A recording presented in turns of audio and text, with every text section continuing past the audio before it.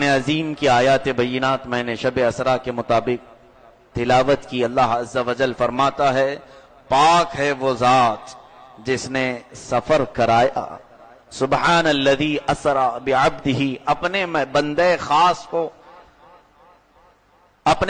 خاص کو سفر کرایا، لیلاً رات کے کچھ حصے میں، من المسجد الحرام الی المسجد الاقصی، مسجد حرم سے مسجد اقصی تک۔ اتنا سفر قرآن سے ثابت یقینی طور پر، اور اس سفر کا انکار کرنے والا کافر و مرتد، قرآن کا انکار کرنے والا ہوگا۔ معراج کسے کہتے ہیں؟ سب سے پہلے اس کی ڈیفینیشن معلوم ہو۔ یہ عربی کا ورڈ ہے، عروج سے ہے۔ عروج کہتے ہیں بلندی کو، اوپر چڑھنے کو۔ تو یہ جیسے تعرج الملائکۃ، اللہ تعالیٰ قرآن میں فرماتا ہے ملائکہ اوپر بلند ہوتے ہیں رب تعالیٰ کی ذات کی طرف۔ اب یہ چیز میرے مصطفیٰ کریم صلی اللہ علیہ وسلم کو جو عطا کی گئی معراج، اس کی پوری تفصیل سننے سے پہلے آپ اپنے ذہن و دماغ میں ایک چیز لے آئیں۔ پورا سفر بڑا طویل ہے میرے آقا کا، بیان کرنے میں کئی گھنٹے لگ جائیں، لیکن حضور کو پریکٹیکل بنفس نفیس سفر کرنے میں وقت نہیں لگا۔ اب یہاں سے کچھ لوگوں کے دل و دماغ میں سوالات آتے ہیں، کیا اتنا بڑا سفر ایک منٹ میں ممکن ہو سکتا ہے؟ جیسے کہ شاعر نے کہا بستر بھی رہا گرم، زنجیر بھی ہلتی رہی، تا عرش گئے پھر آئے محمد صلی اللہ علیہ وسلم۔ اتنے مختصر شارٹ وقت میں حضور پاک کا اتنا لمبا سفر کیسے ہو سکتا ہے؟ ان کے لیے سب سے پہلی بات میں یہ عرض کروں گا، معراج میرے آقا صلی اللہ علیہ وسلم کا معجزہ ہے۔ معجزہ کسے کہتے ہیں؟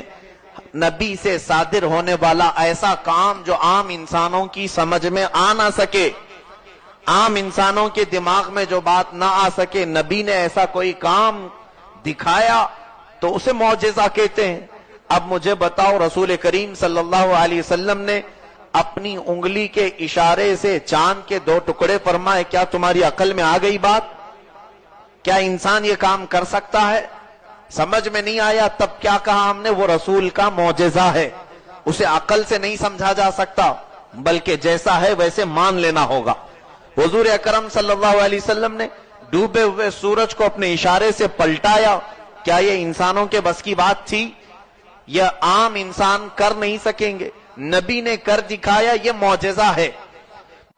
رسول کریم صلی اللہ علیہ وسلم نے اپنے بھوکے اور پیاسے صحابہ کو اپنی انگشت مبارکہ کے بیچ سے پانی کے فوارے جاری کرائے اور سیراب بھی کیا۔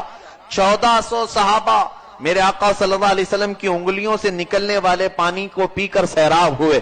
کیا یہ بات سمجھ میں آئی؟ کیا کسی انسان کے ہاتھ سے دست مبارکہ سے اتنا پانی نکل جائے کہ 1400 لوگ پانی پی لیں؟ یہ نہیں سمجھ میں آیا۔ اس کا مطلب یہ ہے کہ یہ نبی کا معجزہ ہے۔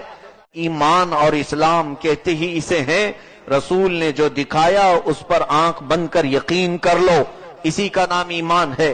تسلیم کر لو، دل سے مان لو۔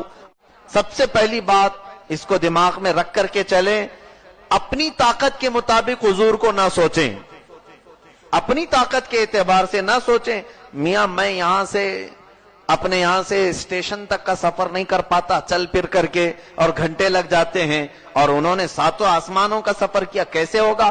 سب سے بڑی خطا تم نے یہ کی، اپنے بارے میں سوچا کہ میں اتنا نہیں چل سکتا، حضور کیسے چلے گئے؟ کیا تم حضور کو اپنے برابر کا سمجھتے ہو؟ پہلی بات تو یہ ہے، میرے آقا صلی اللہ علیہ وسلم کو جو طاقت و قوت دی گئی وہ دنیا میں کسی کو نہیں عطا ہوگی، کسی کو نہیں دی گئی۔ چلو میں یہاں پر منکرین کی زبان کو بند کرنے کے لیے، اعتراض کرنے والوں کی زبان پر تالا لگانے کے لیے ایک بات میں یہ کہوں گا، رسول کریم صلی اللہ تعالی علیہ وسلم کے متعلق تمہارا سوال ہے کہ وہ بشر تھے، رسول تھے، انسان تھے، اور ان کے بس میں اتنا سب نہیں ہے۔ ٹھیک ہے، تمہارا یہ اپنے دل و دماغ سے پیدا ہوا اعتراض، سنو، کیا اللہ کی طاقت پر تو یقین ہے؟ اللہ کی قوت پر تو یقین ہے؟ وہ مولا جو صرف کن دو لفظوں میں پوری کائنات کو پیدا فرما دے، زمین کو، آسمان کو۔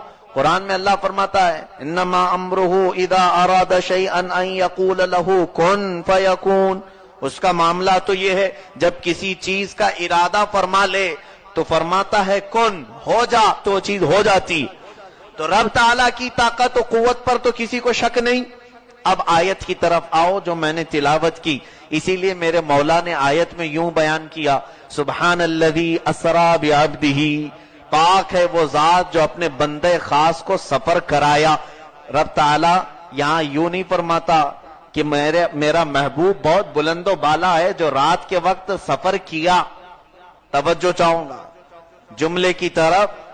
حضور صلی اللہ علیہ وسلم کے متعلق رب تعالیٰ یوں نہیں فرماتا کہ میرا محبوب پاک ہے، بلند و بالا ہے، جس نے رات کے حصے میں سفر کیا، بلکہ یہ فرماتا پاک ہے وہ ذات جس نے اپنے بندے کو سفر کرایا۔ تو یہاں سے وہ اعتراض ہی ختم ہو گیا۔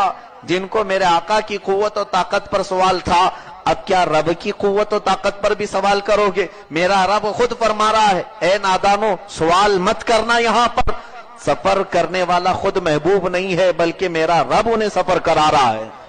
تمہیں پھر اب کس کی طاقت و قوت پر شک ہے؟ اللہ جسے جو چاہے مقام و مرتبے عطا فرمائے، جس طرح چاہے وہ عطا فرمائے۔ ذالک فضل اللہ یؤتیہ من یشاء، یہ اللہ کا فضل ہے، وہ جسے چاہے جیسے چاہے عطا فرمائے۔ بہت ساری حدیثیں ہیں جس میں میرے آقا صلی اللہ علیہ وسلم کے سفر معراج کی پوری تفصیل موجود ہے، تفصیل ہے، لیکن میں ابھی صرف آپ کے ذہن کو تیار کرنا ہوں کہ پہلے اس بات کا یقین کر لو کہ اللہ کے حبیب صلی اللہ علیہ وسلم کو معراج ہوئی، وہ بھی جسم کے ساتھ۔ بعض لوگ اب یہاں یہ کہتے ہیں کہ نہیں حضور سوتے میں گئے ہوں گے، خواب میں گئے ہوں گے۔ حضور اکرم صلی اللہ علیہ وسلم آرام فرما رہے تھے اور نیند میں آپ کو معراج ہوئی۔ ان کو یہ معلوم نہیں حضور اکرم صلی اللہ علیہ وسلم کو جو معراج ہوئی وہ ایک بار نہیں 34 مرتبہ ہوئی، 34 ٹائمز، 34 مرتبہ۔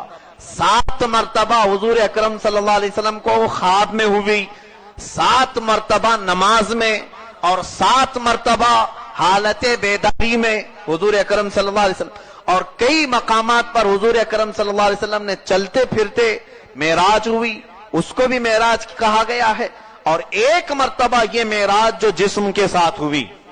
ہم وہ ساری معراجوں کا ذکر ہی نہیں کیے ہیں جو عالم خواب میں حضور کو ہوئی، عالم نماز میں ہوئی ہیں۔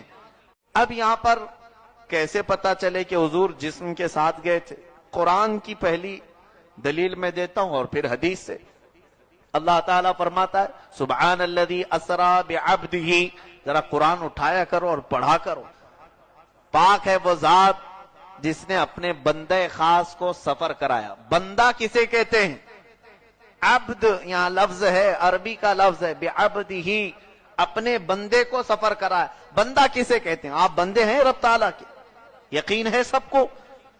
اب مجھے یہ بتاؤ کہ بندہ جو ہے وہ نماز پڑھ رہا ہے، سجدہ کر رہا ہے، رکوع کر رہا ہے، یعنی پورے جسم اور روح دونوں کے مرکب کو بندہ کہا جاتا ہے۔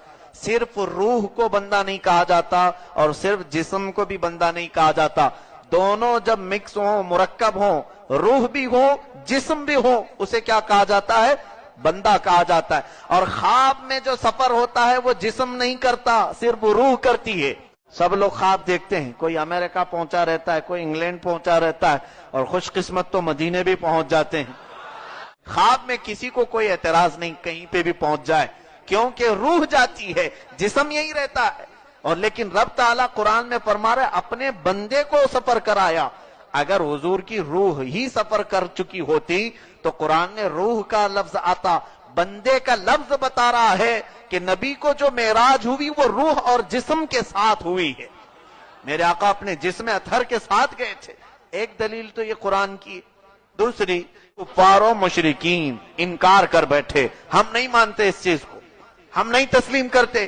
تم رات کے وقت میں یہاں سے بیت المقدس گئے، پھر آسمانوں پر گئے، پھر اپنے خدا سے ملے، ایسا کیسے ہو سکتا؟ ہم نہیں مانتے۔ ان کا انکار کرنا بھی یہ ہمارے لیے دلیل ہے۔ کفار و مشرکین نے جو انکار کیا حضور کے معراج کے سفر کا، یہ بھی ہمارے لیے دلیل ہے. کیوں؟ میں آپ کو بتاتا ہوں.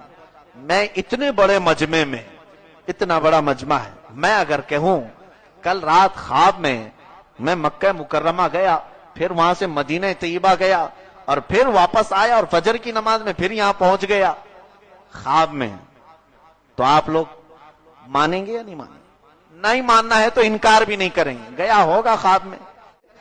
لیکن اگر میں یہ کہوں کہ نہیں میں چل کر کے گیا تھا، ہاں میں جسم کے ساتھ گیا تھا بیداری کے عالم میں، اور مکہ میں بھی نماز پڑھا، پھر مدینے میں بھی، اور پھر تب کہیں گے بہت بڑا بکواس پھینکو آدمی ہے، یہ بہت لمبی چھوڑ رہا ہے، یہ جھوٹا ہے. یہ تمام چیزیں آپ کے زبان سے بے اختیار نکلیں گی. کیوں نہیں تسلیم کرتے؟ جسم کے ساتھ جانے کی بات آپ نہیں مانیں گے، خواب کی بات مان سکتے ہیں، کیونکہ خواب میں کون کہاں پہنچے معلوم نہیں. مکہ کے کافروں کا انکار کرنا اس بات کی دلیل ہے کہ حضور پاک صلی اللہ علیہ وسلم نے ان کے سامنے خواب کی بات نہیں بیان کی. اگر وہ اپنا خواب بیان کر رہے ہوتے تو سارے لوگ تسلیم کر لیتے.